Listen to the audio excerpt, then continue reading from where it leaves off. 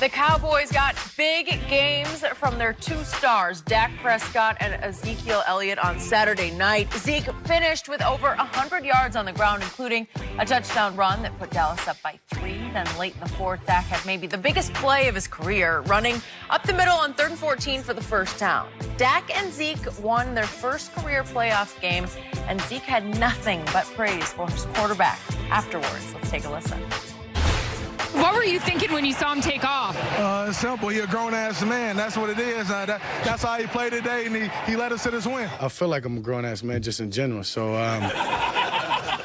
playing like it or not, I'll take the compliment. We went into this game expecting pretty much to do what we did, knowing we're playing a great Seattle team, knowing the game was going to serve us some ups and some downs, but we expected this. We expected to win. So, I mean, as I said, it was excitement. I mean, we're in a tournament where you win or go home, and we won, and we're going to go on to the next one. So it's about moving forward now. Okay, Shannon, what was the biggest reason for the Cowboys' win? I thought it was Zeke being able to run the football the way he did, because what he allows you to do is control the clock and keep the opposing team's offense off the field. If you look at Zeke through his career, when he rushes the ball for 130-plus yards, they're 10-0. He got to 120. He got to 137. Ooh. And when you can run the ball like they were able to run it, it sets you up for 3rd and short, 3rd and manageable. So now we can hand it to him again, or we can go play pass. And so I thought Zeke running the football. Now, look, there's enough credit to go around. But if you ask me, the one thing that the Cowboys must do to continue this role that they're on is Zeke has to continue to run the football. Yeah, the defense did an unbelievable job. They choked off the run. The #1 running team had very minimal rush yards. And if you take away that 28-yard run by Penny in the third quarter, the other carries were 23 for 45. The Cowboys said, look, we refuse to let you run the ball in between the tackles. They did a lot of pinching their ends. You see DeMarcus Lawrence get a lot of tackles for losses. Gregory did the same thing. But when Russell kept the ball, he was scot-free around the end. I'm surprised, Skip, they didn't run that more. They didn't put the ball in Russell and say, instead of sitting back here throwing it, maybe you run the ball a little bit more. But I thought Zeke being able to run the football, being able to control the clock, control tempo, thought was the very key to them winning. Because if you look at Dak, and Skip, you love, ooh, Dak, he was this and he was that. Dak spoken? I haven't said a word yet. No. How do you know what I'm going to say? Because I just know you. Yeah. Dak was 22 of 33, 226, 1 touchdown, 1 interception. Huh. Okay. But he only attempted 4 throws over 15 yards. Huh. He's one for 4. Huh. So it tells me he was doing what? A lot of dinking and dacking. Oh, and then just because I know you was going to do this, he averaged 6.8. If he had done that in the regular season, over the course of the season, that'd have been 27th in yards per attempt. So I don't want you to get all excited about what you saw. But I just want you to know this before I turn it over to you. It's going to come to an end this weekend. That's all you got to say? Simple as that? It was Zeke. I keep telling you, Zeke is how they butter their bread. Zeke is how they eat. And now, let me tell you, my jacket. Because now, it ain't good enough to do this. He started doing it with 2 hands. He's like, feed me. Yeah, he double-fisted it. He double-fisted it. When he eats with 2 hands. Yeah! Notice that. Yeah! So, here we go again. Okay. You just won't give it up. You just won't give in to what I've been trying to explain to you from day one on this show. The Dallas Cowboys go as number 4 Stop goes. it.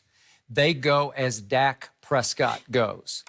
He is the heartbeat of this football team. He is the alpha. He is the leader. He is the driving force, and he has turned into one of the great playmakers in this league today. Yeah, but I'm not arguing anything that you said, that he's the heartbeat, that he's the leader. Well, I'm not arguing that. So let's look at what really happened here. When Russell Wilson and I have the highest respect for Russell Wilson, because you want to talk about making plays. He made 3 throws in that game where I just sat back and said, that's just too good, He made blind throws with blitzers right in his face, and he just threw rainbows to Doug Baldwin and then to Lockett a couple of times where I just said, that's just too good. But Dak Prescott was better. Dak Prescott outplayed Russell Wilson. Dak Prescott responded again and again and overcame Russell Wilson, because what happened in the third quarter, late in the third quarter, Russell Wilson drove them down, and finally, to your point, they went read option, keep, twice, touchdown. There it was. And I was like, we can't stop that if they keep doing that. And what did Dak Prescott do? He responded once again because he is the leader of this football team. And they go 9 plays, 67 yards. And by the way, the signature play on that drive to get them into the red zone was 34 yards to Amari Cooper. So I don't know. He was dinking and dacking, but that was one. Maybe that was the only one. See what you did? Yeah. He threw a 10-yard route. And then all of a sudden he goes another 24 yards, and now it's a 34-yard completion. Okay, but it wasn't 34 yards air travel. So that set up 2nd and 4 at the 10-yard line. What has my team struggled with all year long? What has stymied them? Red zone scoring. With touchdowns in the red zone. They kick field goals, but you want touchdowns. They kick field goals, but I'm talking about touchdowns. 7 points in the red zone. So on 2nd and 4 from the 10, what did the leader of my football team do? He audibles out of whatever the play call was, and I couldn't even believe this was the audible. This was the fallback play. Do you remember the single wing? Because from my first days in Pop Warner football, those are the days of single wing football. He gets the ball snapped to him, and he runs a power sweep left with Zeke leading the way as his lead blocker, and he just basically runs through the whole Seattle defense to the half-yard line. That's just my quarterback saying, I'm going to do this. I'm going to will this ball into the end zone. I'll take it home.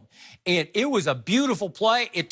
As soon as it was snapped to him and he took off, I was like, Lord have mercy. This is not going anywhere. And Dak Prescott just said, nope, you can't stop me. I'm going to power run through you because you know what? He is a grown-ass man. That's how he plays football. And that's what happened on that play. And then what happened later in the game? What was the final nail in Seattle's coffin, even though it got a little shaky after that? But what happened on 3rd and 14 from the 16? You can't give that up. Huh? You can't give that up. It's a quarterback draw because Scott Linehan finally pulled his hat out and did what I've been beating this desk for, run a quarterback draw. And Dak Prescott just basically goes right up the middle of the Seattle defense, and nobody can tackle him because he's a grown-ass man who's going to will the ball into the end zone. They were scared. Yeah, they look scared. I agree with you. You know what, Skip? I think they thought they're approaching Dak like some of the other quarterbacks. Someone get close to him, they're going to slide. Dak saw the end zone like, I'm not sliding. I'm going for it. He's going to somersault. He's going to flip. He's going to helicopter, as John Elway once did in a fateful Super Bowl that you played in and won against the Green Bay Packers.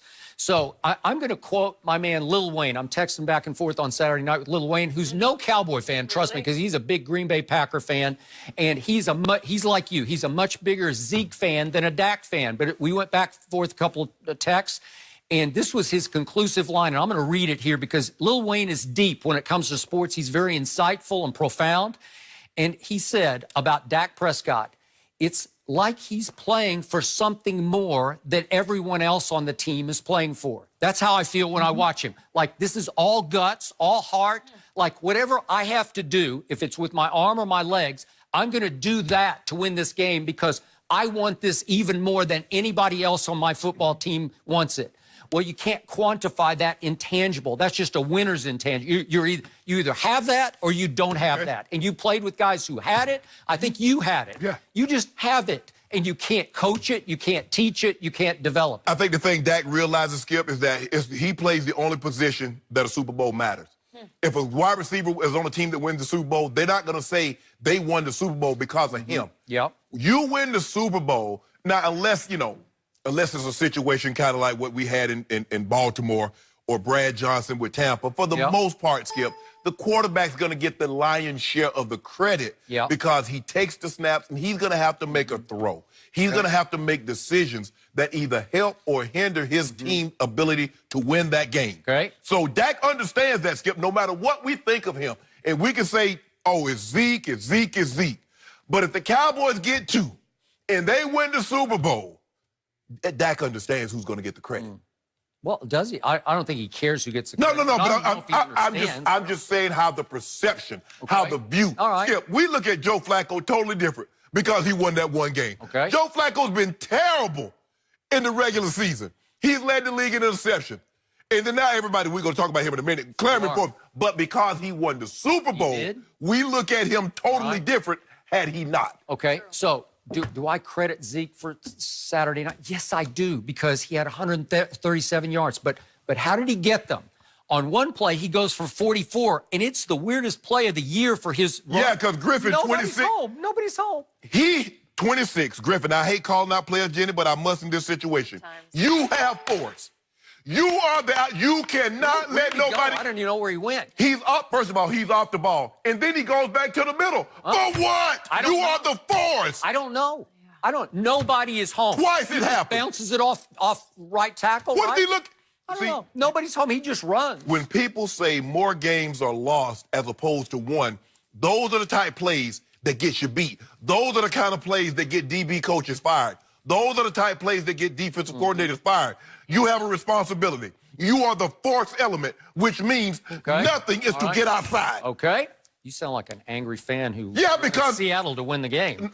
No, you know what I hate, Skip? Whether I pick someone in the middle and win or not, because I know they practice this. I don't know what the defensive, what was the